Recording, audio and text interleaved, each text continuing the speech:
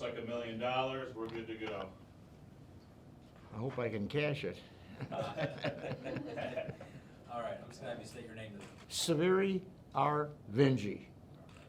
Let us all be thankful to the one we love. Let us all be grateful to the one above. God bless America, land that I love. Stand beside thee and guide thee like a light that'll shine from above.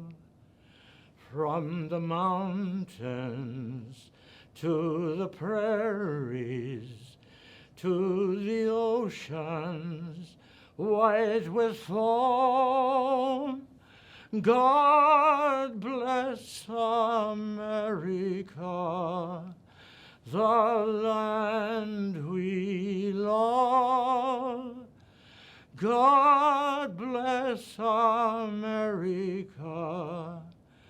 to thee we love.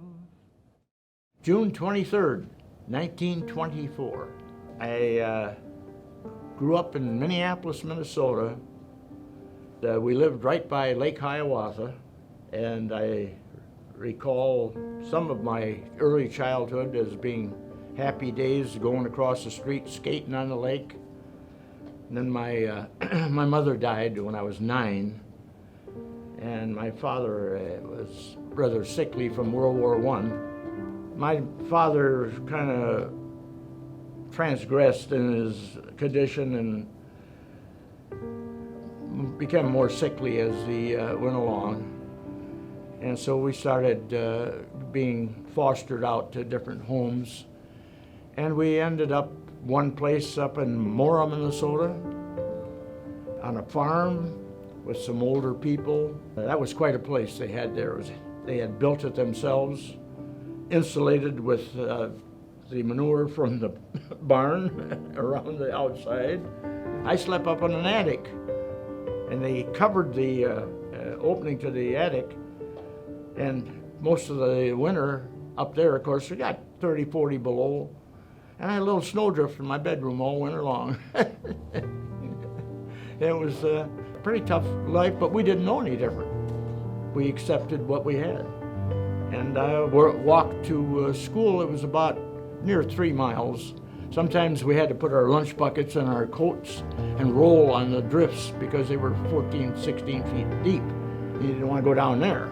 As we went along, things got a little better, and finally my father regained some of his health and strength, and we went back to live with him. The living conditions were better, but I can remember walking to school with cardboard in my bottom of my shoes because there was holes in them and couldn't afford it. And our mainstay was oatmeal 3 times a day, and maybe you had milk once in a while. But played football, hockey, and had a pretty normal childhood. I started working wherever I could find something to do to bring something home for the family. Times were kind of hard back there in the 30s. We didn't have any electricity, and there was no food on the table, and Dad didn't have a job. And then President Roosevelt came into office. Lights went back on, had some food on the table, my dad started working again. Yeah, things were getting better. You know, under the era of Franklin Roosevelt, I mean, if you didn't experience, it's hard to assume what it was like, but he was such a wonderful leader, and he cared about the people. That's, you know, he did everything he could to make things better for the people. He didn't worry about himself or anybody else, and you know how sickly he was. And when he died there in Warm Springs, you know, but he was a wonderful, wonderful president. And then the war broke out. Yesterday, December 7th, 1941, that horrendous attack on Pearl Harbor was unbelievable. a date which will live in infamy. The United States of America was suddenly and deliberately attacked. They had all their aircraft lined up out there in the runway. The Japs came in and just blew everything up. It really was something. Nobody expected anything like that, you know. But actually, the peace talks were going on at the time in Washington. They called it a sneak attack. That was a tragic thing. Well, I went down to try and enlist, so I was too young, and I even lied about it, but they wouldn't take me anyway. So I finally was drafted. Oh yeah, well, a lot of guys didn't want to go, naturally, but I did. And I was 17, and they wouldn't take me at 17. As soon as I hit the 18th birthday, they took me. Yeah, that was real different. Going in service, being away from home, family, and everything, and learning a lot of things that I never knew. How to operate this kind of a gun and that kind of a gun and things like that. And they got you in shape, I'll tell you that. Out on the grinder, they called it. I went to Coeur d'Alene, Idaho. There was a boot camp there. And I went back home, got married, and then went back to camp again, and they started putting a crew together. So we took off on trains to pick up eligible people to make up a ship's crew, and finally went back to Seattle, and that's where we put our ship into commission, which was the USS Donaldson DE-44. So we progressed out towards Hawaii, and we docked in Hawaii and went through some more training. Adapting was the fact that everything that you did practically was laid out for you. It was preconditioned, in other words. You knew when you got up, you knew when you went to bed, you knew what you had to do, and if you resisted it, you made a mess of your life. You could make it hard for yourself, or you could fall in the line, and falling in line was a lot better. Everything was on time, and you did it. First time you talked to a petty officer, hey you, you know.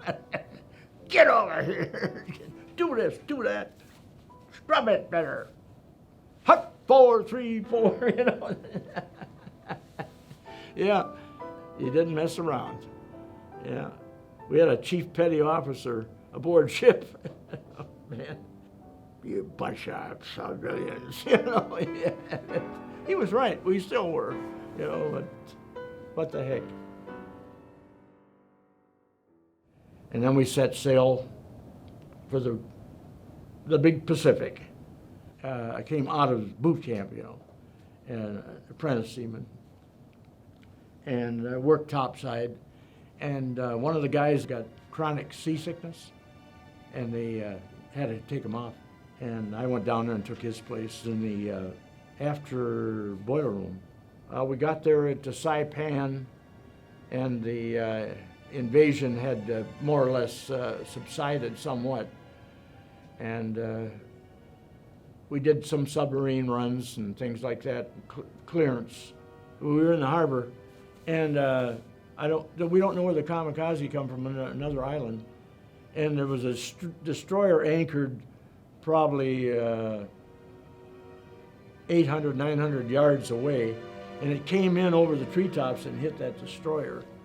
That was one kamikaze that we saw. We don't know where it came from.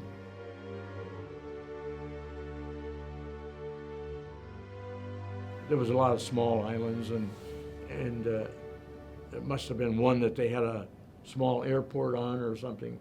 They had bypassed a lot of them islands.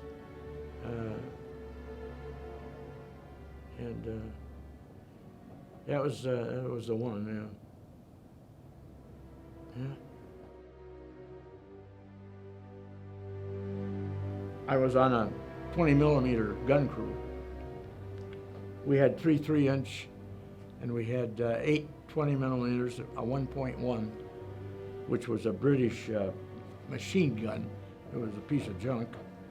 But we had our 20 millimeters that worked great in the 3 3-inch. So when we had general quarters, they'd put one guy down below, and the other ones would operate the guns. The PA system would announce general quarters, and no matter what you were doing, sleeping or eating or what you were doing, you made a break for your post, you know. A lot of times, unidentified aircraft became one. It was a traumatic thing, something a young guy faced up to and accepted because you were there. You didn't want to count on him, you had to do your job too. Well, after some more patrol duty, we shoved off for the Philippines, and we were doing some sub chasing out there. We picked up a sub, and we had what they called a secret weapon, called a Hedgehog. It was 24 missiles, all surrounded right on the forecastle. And it would form, when it hit, a circle. And one of those would explode, then they'd all explode.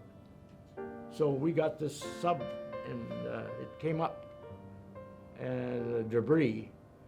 And so we assumed that we had got it, and there's a lot of clothing and everything else. Well, unbeknown to us, it finally did come back up, and a destroyer saw its surface and blew it out of the water with their 5-inch guns. So they got the credit. We didn't get it. Wrote to my dad and wrote to my wife, and she had a hard time of it, I know that. She had our little boy to take care of, something you thought of every night when you went to bed, that's for sure. And you prayed for the goodness of them and hoped that they were good, you know. So, yeah. But they kept you busy, I'll tell you that. You didn't have a lot of time to, to stand around and feel sorry for anything. Of course, I really never felt sorry for myself because I wanted to be there and do what I thought was right. And most of the guys felt that way. Practically all of them felt that way. They were doing something that they should do. And then what we ran into was our biggest storm ever recorded in naval history. The winds were getting up to 170 miles an hour. The waves were up to 80, 85 feet high. And we were operating with 3 destroyers, Monahan, Spence in the hull, and we were at the tail end of the Diamond. And sorry to say, but all 3 of those destroyers went down in that storm. We had a lot of guys that couldn't make it. Like, I know 3 of them aboard ship. Yeah, 3 of them went up topside. They wouldn't come down below. They were afraid the ship would sink, and we never saw them again. Waves took them off. That was tough to take. Yeah, that was tough to take, knowing that we'd lost some guys. And when we were down below, they had a fire retardant in the passageways called Fomex. And one of them broke loose in one of the passageways, and it started coming into the ventilating system. So we all hugged each other and said, "So long, guys. Hope we see you in heaven." We thought it was a sea foam coming in. We thought we were underwater. But it was the Fomex coming in, and we survived. And yeah, that was a kind of a dramatic feeling, thinking that we were dying. I remember this one guy from Pennsylvania. He was an ex-coal miner. And he was on hold of the chow table, and he was standing there looking, and his face was white, and he was His eyes were glaring. He says, "We're gonna die, we're gonna die, we're gonna die." And he says, "Take it easy, take it easy, take it easy. You'll be all right." We took something that's recorded and people still can't believe it.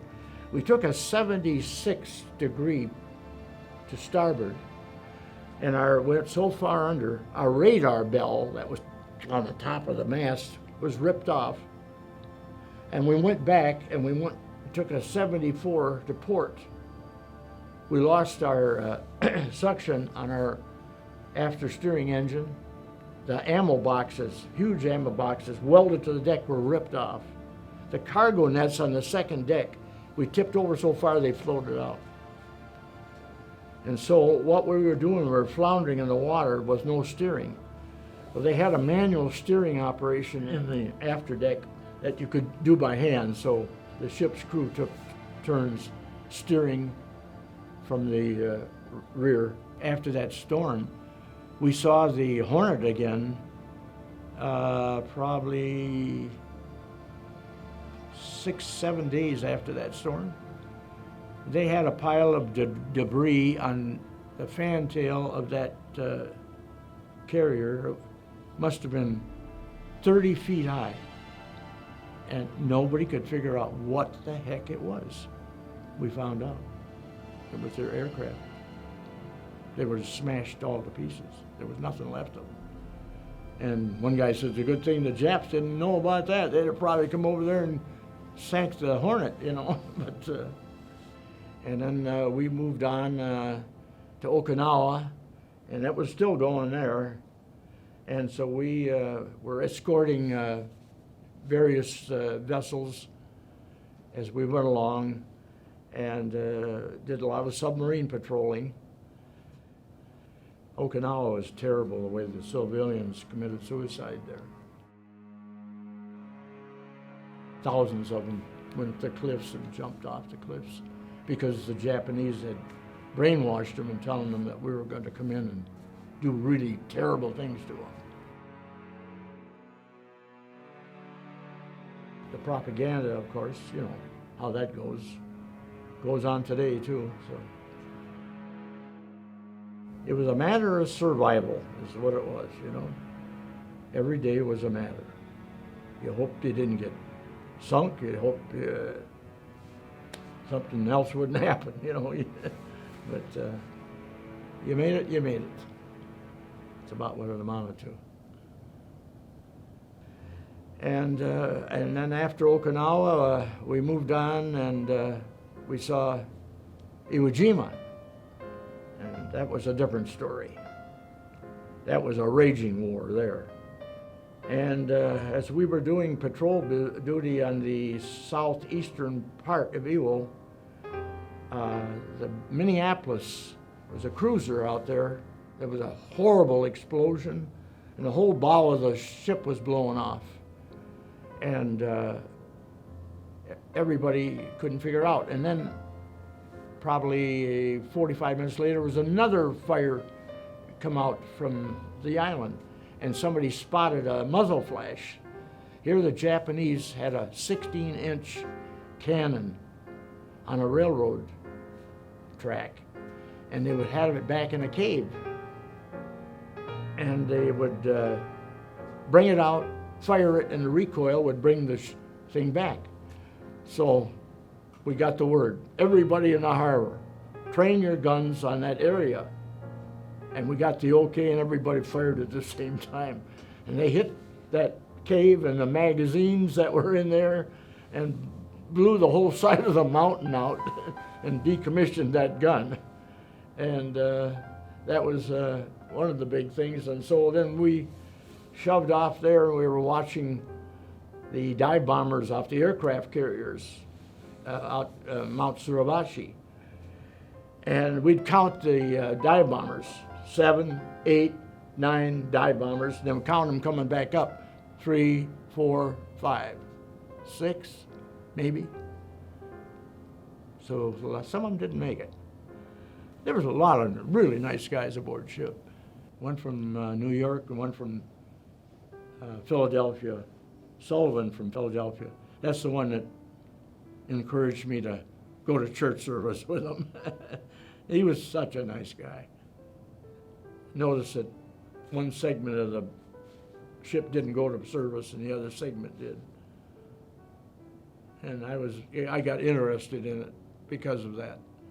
The segment that went into church all the time and invited me.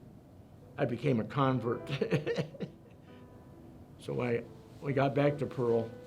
I asked him if I could become baptized, and he says, no, not in the segment of the water, but he says, with your desire and the fact that you want to do this, he says, if you die out there, you'll have the baptism of blood. He says, there is no higher. We had the, I guess you could call, pleasure of having a photographer and 5 men. Von Paul was his name. We took Von and his crew into Iwo to land them on the beach, and unbeknown to a lot of people, the Japanese had little traps there on the beach that were covered with sand, and they could raise them up, fire, and put them back down again. Well, we thought the beach was cleared, and it wasn't, and a couple of the photographers were killed. They didn't fire at us or didn't hit us anyway, but they hit the photographers. It didn't take long for the ground troops to come in there and clean it out. They just blew up that whole beach practically and got them out, so yeah. And then we got an order that nobody in the U.S. Navy got. We took the King George, a big British battle wagon, and a tanker, and we went towards the Japanese homeland. And we got to Yokohama Harbor, and we went in there. And everybody was just, oh, what are we doing in here? What are we doing in here? My gosh. Well, unbeknown to us, they were talking peace talks, but nobody else knew that. And we looked at the harbor, and it's a good thing we didn't try to invade the homeland, because if you can say, imagine the number of guns that they had mounted in that harbor for the invasion. There was thousands of them. And so we still didn't know what was going on, and we went back out to the ocean for more escort duty, and we saw an aircraft flying across our stern. How come they're not calling GQ? Well, then it was finally announced that they were in progress of making the peace quarters there aboard the Missouri, and that was a thankful thing, you know, that we all appreciated. So the ABomb saved our lives, and a lot of people's lives. But the different part about it was the ABomb, of course, nobody knew anything about that. And we were down in the ship's quarters listening to our little catching radio that they had, and there was an announcement said that a 500-pound bomb had been dropped in Hiroshima and destroyed the city. And everybody said, what? One bomb destroying the city? What are they trying to kill it? That's a lot of propaganda. Unbeknown to us, that was the ABomb. Yeah, I know they were reluctant to drop it, I know that. But after surmising what the issues were, and Japan was given 3 different opportunities to surrender, and they wouldn't. And the first ABomb they dropped, they still were reluctant. And the second one, that convinced them that they were on the losing side, because there wouldn't have been nothing left of that country. should have gone on any further. But it was one war we sure didn't want or didn't ask for. Hitting the dock there in San Francisco on the way back. Yeah. Whoop, we're home. Sigh of relief and a load off your shoulders, you know, that it was all over with. I got off the train downtown St. Paul, walked 3 blocks, and I was home. I guess not everybody had that easy time that I have. It just so happens I adjust to things kind of easy anyway. Get along with the situation, make the best of it, you know. The country was really united, you know. And hopefully we said never again, you know. But hasn't been exactly like that. In my opinion, is that every country, I don't care who they are and who's leading them, they should, first of all, think of their constituents' welfare and be good neighbors. And that would answer so many things in life today, no matter what level you're on or where you're at. And that is one thing that they should do. And not to stand up there and beat on your chest and say, I'm the best, I'm the greatest, I'm the this, I'm the that, because that doesn't do anything for anybody, because it's those people that you're supposed to be concerned about. And there's so many of them today that don't. That's like I say, world leadership is so important. And in my prayers every night, I pray for world leadership and for people to think about their neighbors and their constituents. They should take care of them and be good to them, not to get them to do devious acts. So I guess that's probably surmises most of my thoughts. I thank God and all of my good people, my good friends, and everyone that here I am. And my wife is in a wheelchair now. She's 87 and doesn't get around much anymore, but still tells me how to wash dishes. So that's about the story of my life. Like that song went, the story of my life begins and ends with you. And that was a story. That's the way it went.